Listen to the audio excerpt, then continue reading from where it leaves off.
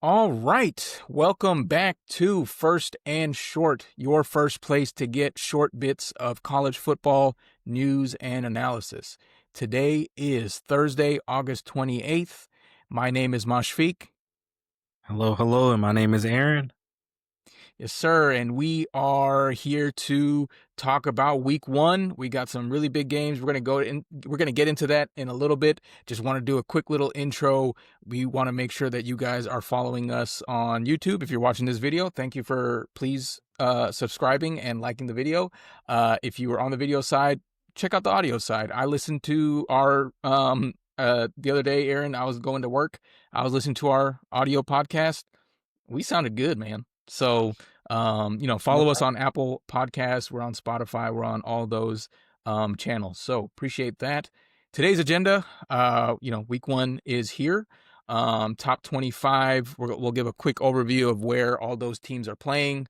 What are they getting up to? We're doing a deep dive into LSU Tigers versus Clemson Tigers. We will be talking about transfer portal additions that we think will have the biggest impact throughout the country. We're going to see a lot of them this weekend. Underdogs of the week. Just disclaimer: we're not big, gamblers or anything, but we think we found a couple of underdogs that you could get some value in, for sure. So Aaron will cover that one. And then we're going to preview a couple more week one games where we're going to build you out the perfect weekend. So when you sit down on that couch, you got your beverages, you got your sandwiches, you know exactly where to go to watch whatever you want to watch or what we think you should watch, actually.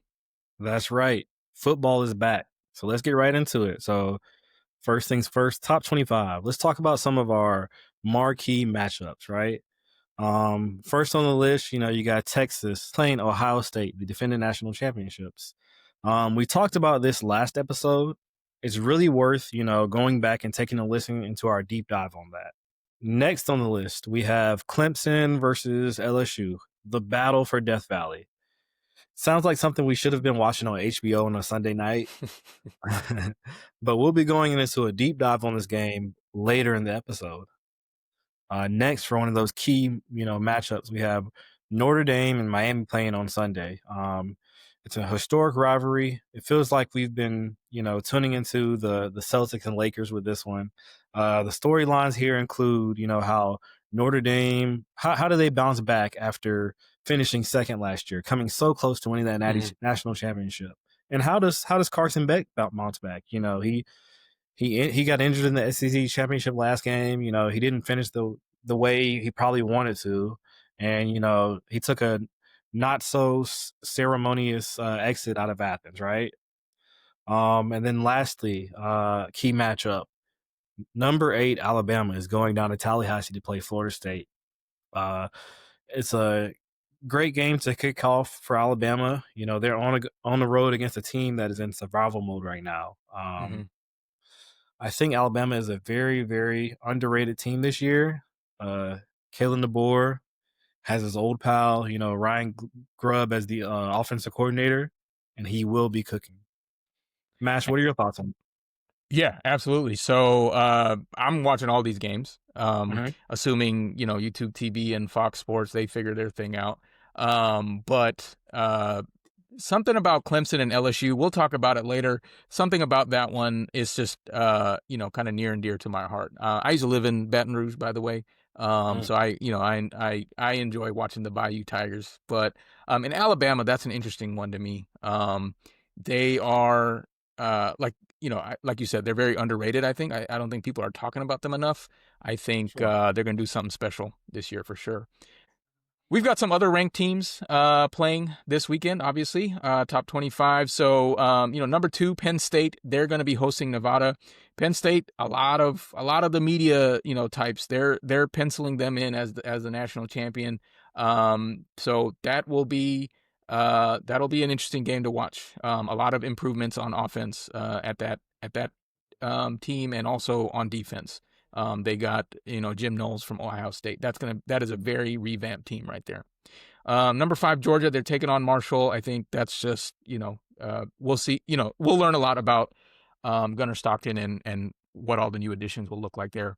Oregon will face Montana State. I don't think there's much to look forward to there. We'll see how the new quarterback does there.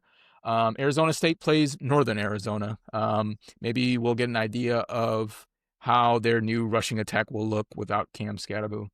So that's just that. We're up to number 11 now. We skipped some, obviously. Aaron, any thoughts there? Sure, sure. These are pretty much all games I think, these ranked teams should dominate. Yeah. Um, I'm really interested to see, what Penn State and Oregon are going to do in these games, though. See how strong they're going to come out. To be honest, they're in the thick of it in their conference for winning that championship. So I want to see if there's a favorite after week one, and it's going to be hard to tell, but I'm excited to see how electric their offenses will be. Yeah.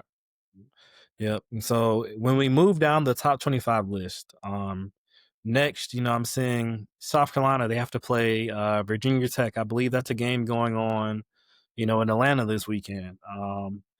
That's right. It's a very tough opening matchup for the Gamecocks. They will need to be on their game to start the season with the win, right? I think they're everybody's Cinderella story favorite or the sleeper favorite, but they can't sleep on Virginia Tech. I think they got to come out ready to play. Next on the list, you got number 14, Michigan. They're welcoming New Mexico. They have a new starting quarterback, and this game is all about getting the offense clicking to begin conference play. So they got to get going fast. Next, number 15, Florida. They play LIU, and it's another tune-up game for a ranked team with big aspirations. So again, it's the perfect game to get all the jitters out, figure out what works, what doesn't work, and figure out who you are as a team. I'm excited to see Bryce Underwood at Michigan. He was a lot, well, everyone remembers how he was committed to LSU. Michigan threw that bag, took him, and then LSU's recruiting class kind of fell apart. LIU is funny to me because I was thinking some other school. It's Long Island University. Okay. Yeah, Florida went. Who knows how much they're paying them to come to come beat them up. Mm-hmm. All right, moving along. We've got number 18 Oklahoma. They're going to be playing Illinois State. They have a completely revamped offense there. That'll be fun to watch. We are going to be talking about Oklahoma later this episode. Probably not in a section you would expect, so stay tuned for that. Texas A&M, they're going to host UTSA. That should be a good one. As you remember when we did our SEC odds, I think Texas A&M could be they're lower on there. I think they're in 5th place. So that'll be a good barometer to get an idea of how they're going to be this year. Indiana playing at Old Dominion. I don't even think they'll be top 25 by the end of this year. I'll just put that out there. And Ole Miss, they're playing Georgia State. I think Ole Miss is another team that's going to be regressing after last year. Aaron, any thoughts there before we continue down the list? Sure. Yeah, you mentioned Ole Miss. They're playing Georgia State. I'm interested to see, on the latter side, I'm interested to see how Dell McGee, Yep. how well he's progressed with Georgia State. I know he got the transfer running back from Georgia. Was it what's his Branson name? Robinson. Branson Robinson, Yeah. right? So interested to see how he's going to incorporate him into the offense. And see what happens this game. But, not expecting much of a shock or anything. Sure. Right. Yeah. Will be another game I'll tune into and check out. Yeah. Yep. And so you go down the list a little bit more. You see that number 23, Texas Tech is playing Arkansas Pine Bluff. It's a great chance for the Red Raiders to start the season 1-0. Again, earlier we mentioned them as a potential dark horse. They're my dark horse. They're my dark horse. Exactly. Exactly. So we'll keep an eye on that game and see how well they get established. Number 24, Tennessee plays Syracuse in Atlanta this Saturday. Mm-hmm. That's another interesting one. The Volunteers will be looking to get their season off on the right foot after a frustrating offseason. More to come on the Volunteers and the Syracuse Orange later. And then lastly, ranked at number 25, you got Boise State playing at South Florida. The Broncos are a threat to make the playoff, and they'll need a road win to start their campaign off on the right foot. That'll be an interesting one. Mash, we made it to the bottom of the top 25. Do you have any thoughts on these last couple of games? Yeah, we'll cover a couple of these games later on. Yeah, we'll talk about them later. I think we're good for now. Mm-hmm. I think it's time to get into our deep dive for LSU at Clemson. Sure. The battle for Death Valley, right? Um, so Trademark both TM. We came up with that. Battle for Death Valley. I mean, yeah, we came up with that. yeah. Nice, nice, nice. So yeah, so let's talk about it, right? Both teams are looking for something to prove to America. They're trying to prove that they're capable of redemption. hmm They're trying to prove that they can win by being resilient. hmm Um, two very, very key words. Both of these programs look like they were ready to take over college football at one point in time. As Nick Saban was getting older, and you had the feeling that they were, you know, only a few. There was only a few years left at this point to become dominant. Mash, your thoughts?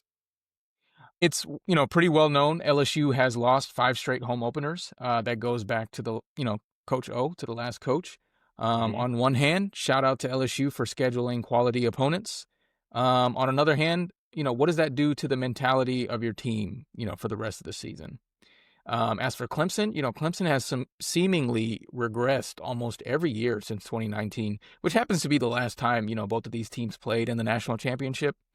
That regression can almost be pointed to the fact that they did not adapt to the way the game changed. The game has changed with NIL and the transfer portal.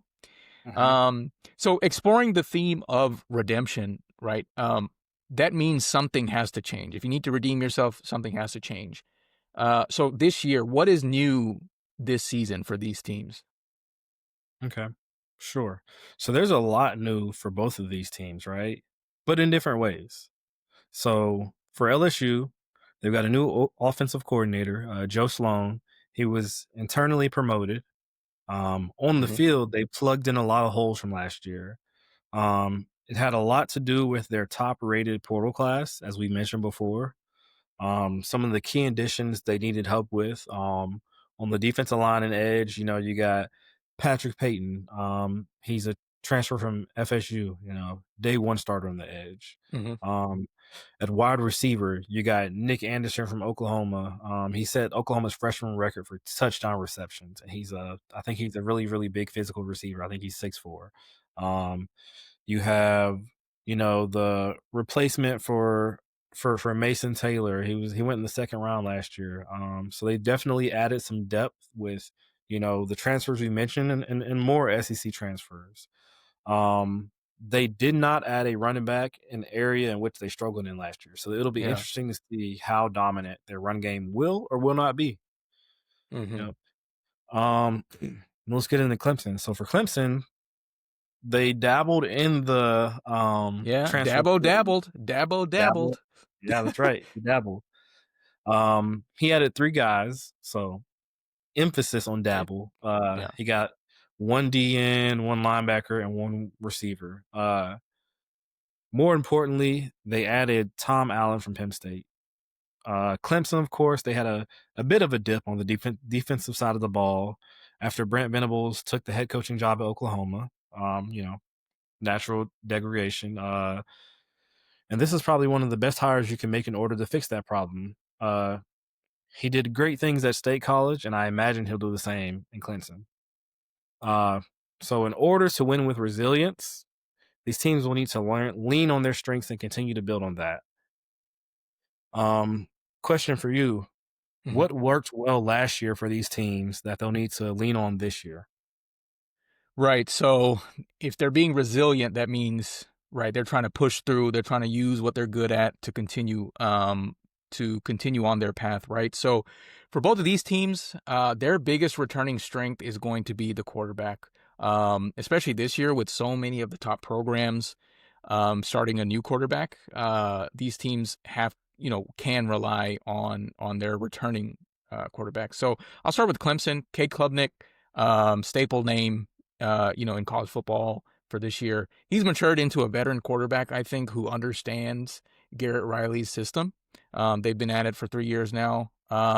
He had a 36 touchdown to 6 interception ratio last year. Pretty good. He also rushed for 7 more touchdowns. So he can, throw the ball. He can run. He can also rely on Antonio Williams, who was his leading receiver from last year. Defensive line for Clemson this year, as has been for years, in the past. It's one of the biggest strengths on this team, touted as one of the best in the nation, right up there with Texas. Best player on that line is probably going to be Peter Woods, defensive tackle. And this is a guy who will most likely be a first-round draft pick. So make sure you keep that name in mind as Clemson plays this year. For LSU, they're going to have to lean extra hard on Garrett Nussmeier, while he is also a Heisman favorite alongside Cade Klubnik. He's going to have to be the returning piece that will have to be like the glue that gets all the mechanisms of the offense to work together. LSU was 5th in passing yards per game in the SEC last year, but they were near the bottom of the list when it came to rushing. And so, when Aaron mentioned they didn't get a running back out of the portal, that seemed like an oversight to me. Typically a team's rushing game, opens up a passing game. This year it seems like LSU will have to rely on the passing game to open up the running game. This sounds crazy. This sounds backwards, but it was actually a very similar case of how 2019 LSU became as dominant as they were. So we'll see. They're also going to have to lean extra hard on Harold Perkins. He had an amazing freshman year a couple years ago, but he was unfortunately injured last year. He will be playing the star position, but I'm very excited to see how he bounces back. Again, he was one of my favorite players when he was a freshman a couple years ago. So that's kind of, the themes that we explored, themes that will come up for both of these teams in this game. We're going to make some picks. I'll let Aaron go first. Sure. So when LSU steps onto Memorial Stadium, it won't just be about another season opener. It'll be a statement game. And if the Bayou Bengals are going to break their 5-year week 1 curse, it'll be because of their explosive offense. Talk about resilience. Garrett Nussmeier is primed to be a breakout with one of the strongest, deep arm threats and receiving cores in the nation, right? Mm-hmm. LSU's game plan will be aggressive from the jump, letting Nussmeier cook, and against the Clemson defense that, while is talented, is still adjusting under the new coordinator. If LSU can keep a high tempo and capitalize on big plays, I think they'll leave Death Valley with a win, and they'll leave with a whole lot of momentum. Mm-hmm. I got LSU winning, and my score prediction is 45-38. Bayou Tigers. Okay. That's Yeah. Is that would you consider that an upset? I guess it could be. Mhm. Yeah. So for me, I am gonna go a different way again. Maybe one day we'll agree on our picks. While a top transfer class is impressive, there's just too much unknown for LSU, especially on the defensive side. Clemson's defense can show up when it needs to. Last year it was a little inconsistent, but when they need to show up, they can. And, if LSU is already going to be favoring one dimension of their offense more than the other, Clemson can easily make their offense even more one-dimensional. And that's going to be a difficult hole for that offense to, climb out of.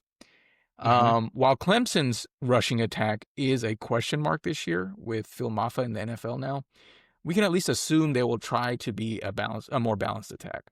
So I think Clemson will not only redeem themselves from the loss in 2019, but I think it'll also go a long way in showing the nation that their resilience in deciding not to change how they construct their team just because everyone else does can pay off by beating one of the powerhouse programs within the SEC. I've got Clemson 41-34. Okay. Yeah. Interesting take. And so, we talked about Clemson dabbling into the transfer portal. Yeah. While they're not going headfirst in and dipping into the transfer portal, some teams are. Most teams are. And we want to highlight a few players on offense and defense who would be making the biggest impacts at their new destination. So I'll go first. I'll talk about my biggest offensive player who I think is going to have the most impact this season. Uh, let's talk about Nico Lama Leva Ia Maliava. Ia Lamiava. Okay, Close enough. mouthful, right? Um, his arrival at UCLA, it's not just a transfer. It's a huge shift to the Bruins offense. He was a former standout at Tennessee, amid NIL drama. But he has, a lot of potential. He's a rare combination, somebody who has a lot of arm talent, a lot of mobility, and he has poise. I mean, he had spurts of, really, really, really good excitement in the SEC last year. And I feel like that's hard to do anywhere. So, I Yeah. mean, you move a guy like that to the Big Ten, who I think, just transparently doesn't have as good of defensive, Yeah. competition. I think he has the chance to do some damage this year. And then you pair him up with the new offensive coordinator, Tino Sinceri. He was Indiana's offensive coordinator in I think 2024, right? If you take a look at some statistics, in 2023, Indiana was averaging 22.2 points per game. Uh, in the year he took over, they doubled that and they averaged 41.3 points a game in 2024. So pairing those two together and, aligning the UCLA's offensive philosophy of relying on the quarterback to just distribute the ball and get things done, I think he's due for a really, really big year. Nice, nice. Yeah, I'm Uh, actually I pulled up their schedule. They play Utah, game one. mhm, Utah's typically known for their defense, so that'll be a good barometer of how he's doing. But the rest of their schedule, or especially their Big Ten schedule, Northwestern should be good. Penn State, that'll be tough, but I think that one might be at home. Or I might have these backwards. But Michigan State, Maryland, Indiana, no, they got a pretty decent schedule. He might make some noise. We'll see. I think that's a good pick. I think that is a good pick. My offensive player, transfer portal addition that could have the biggest impact. So I was back and forth between two players. mhm, My criteria. This is how I had to kind of frame it. My criteria for biggest impact. It was the most amount of talent being added to the most talent deprived room. So the biggest delta basically between talent and what was there. Um, the obvious answer there is Nico to UCLA because Nico is a starting quarterback in the SEC going to a room where I don't even know who was playing there. But someone else came to mind, mhm, and that young man's name is John Mateer. And he is headed to Norman, Oklahoma with his offensive coordinator from Washington State. So these guys have already been in the same system, and that's not something that Nico has, right? You obviously mentioned his new offensive coordinator. So mhm, John Mateer, solid player, headed to an offense. Well, he's headed to a team whose offense was near dead last in every category of offense in the SEC last year. So not a good offense. He's going with someone who's going to be controlling a system that he is very comfortable with. Impact. That is my impact offensive transfer portal edition. mhm. Okay, okay. I think that's a pretty solid pick. Doesn't necessarily mean they're going to shake the table, but they could. Yeah, He's going to yeah. do things to drastically change Oklahoma's offense. I hope so Okay. for Brent Venables' sake. Gotcha, gotcha. Okay. Let's talk about defense next. So my biggest impacts for a defensive player is going to have to be Elo Madozi, Mm-hmm. the edge rusher that just transferred into UGA from Army. He was a guy who was, really, really posed and just had a really good year at Army last year. He raised a lot of eyebrows. He had about 6.5 sacks, 7 quarterback hurries. He's 6'3", 245, really, really physical.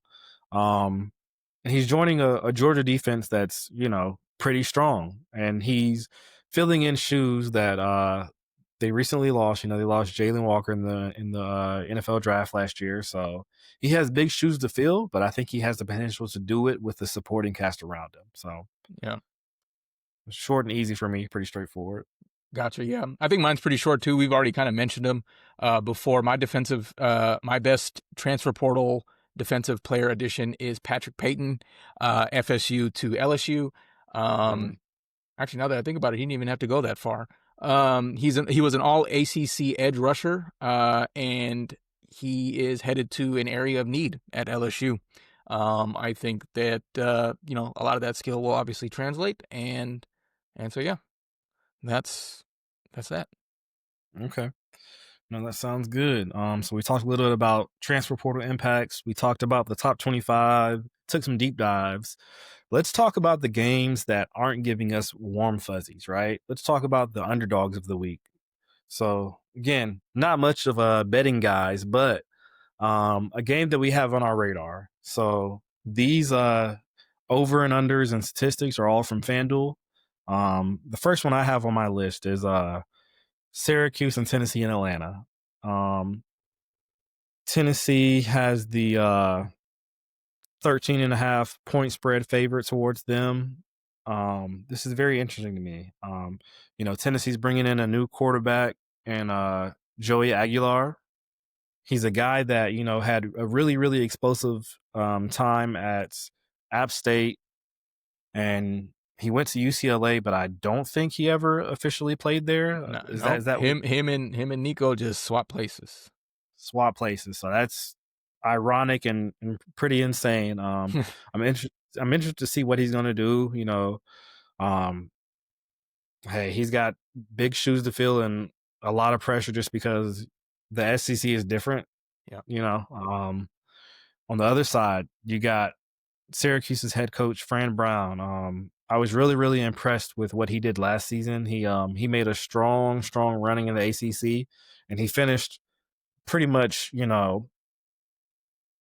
any way you'd want to in the regular season by beating Miami and just ruining their Hmm. playoff chances and their hopes. So Hmm. I'm excited to see what he does. He's got a new quarterback leading the team. He's got Stephen Jelly. He's the transfer from, I believe, Notre Dame. He was a backup there last year. He has really big shoes to fill. He's going to replace Kyle McCord, who was an explosive quarterback last year. He was actually the passing yards leader. I think he finished with about 4,779 yards last year. So will the offense be that explosive? I don't know. I don't think so, but I feel really confident about the Syracuse team, and I'm not buying that 13 and a half spread they have for Yeah. themselves. So Maybe in Neyland. I don't think in a neutral site game in Atlanta. exactly. So just Exactly. just so we're clear, we're thinking Syracuse will keep the game closer than 13 and a half points. So it'll be 13 or closer. That's what we're saying, Yes, right? Yeah. that's what we're saying. Um Next on the list, we have another game that's not giving us a warm fuzzy. Um you got Auburn going to play Baylor in Waco, Texas, I believe on Friday night. Um, in my opinion, both coaches, they're at a point to where they're walking on a tightrope this year. Um, Hmm. and Auburn, they have something to prove game one. Um, I believe, Hugh Freeze, he's one of the guys that's in the hot seat this year from the jump. And so this is one of those games he's got to reel in, he's got to win. Auburn right now, they're sitting at a 2.5 point favorite in the spread.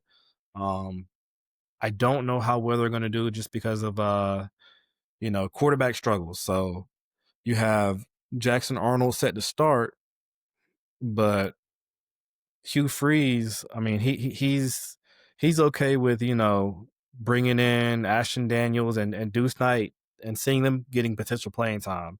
That's And right. I mean, and just in my opinion, that means you're not confident in your QB 100% if you're willing to try any and everything this early in the season. Yeah. Um, let's talk about some of the strength that Baylor brings to the game. They had a serious upgrade this offseason. They took a dip into the transfer portal and especially a linebacker and within their defensive front. So I think they're going to be key in pressuring that QB 1 or 2 or 3 this game, and they're really going to disgruntle the Auburn offense. Um, and then on the other side of the ball, Baylor has a really, really explosive offense. Last year, they averaged 34.4 points a game, ranking 19th in the nation. They got quarterback Robertson and Bryson Washington. You know, they're a great dynamic duo. For this game, I just don't see Auburn winning. Hmm. So not even, you know, the spread not being covered, I don't see them outright winning the game. Yeah. So just to recap, Auburn has minus 2.5 spread, and you're saying Baylor's just going to win outright. Yes. Gotcha. Yeah. So there you go. Syracuse and Baylor are our underdogs. Cool. I like it. Just gonna give you a quick overview of the weekend. This is what we think. This is the best way to watch the games this weekend. Thursday we got Boise State at South Florida. The only reason we bring them up is it's a Thursday game, so you got nothing else to do. And also, some G5 team has to win and get into the playoff in this format. So, it might as well be Boise State. Friday, we've got that Auburn game that we mentioned. Georgia Tech also plays at Colorado at 8 p.m. Those will be cool to watch. You also don't have too many options. But now we're at Saturday. We got Texas at Ohio State. That's at noon, assuming you can watch it if you've got YouTube TV. Tennessee also plays Syracuse and Atlanta at 12 o'clock. 3:30, we've got Alabama at Florida State. Saturday night, the night game, LSU at Clemson, the battle for Death Valley. Moving on. We got a late night game, Saturday, 11 p.m., Utah at UCLA. Late night pack whatever action. Sunday, 3 p.m., we got Virginia Tech at South Carolina, also in Atlanta. Sunday night, Notre Dame at Miami. What is that? Catholics versus convicts, part whatever. And then Monday night, we have TCU at North Carolina. We get to see the Bill Belichick experiment get started. So that is the weekend. Next episode, that wraps up this episode. Next episode on Sunday, we'll do a week one reaction. We'll go over what was the most fun game, the most fun player, the most fun play that we saw over the weekend. We'll try to do some video analysis of that.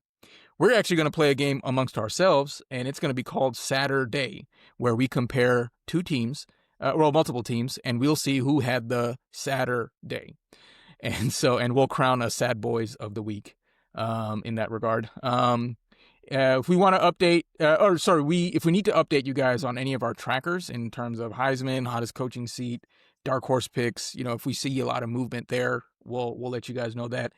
And I know I brought up the Fox and YouTube TV thing a few times. I've got some thoughts on that, and I just want to grieve it out on air. So we'll save that for Sunday. But other than that, I think we're done here. Aaron, any last thoughts before we close out? Nope, that's pretty much all we have for today, guys. Please subscribe on all of our platforms. Yeah, And we'll please see you next time. subscribe, please like, please do all of that. Appreciate it. Thank you, everyone.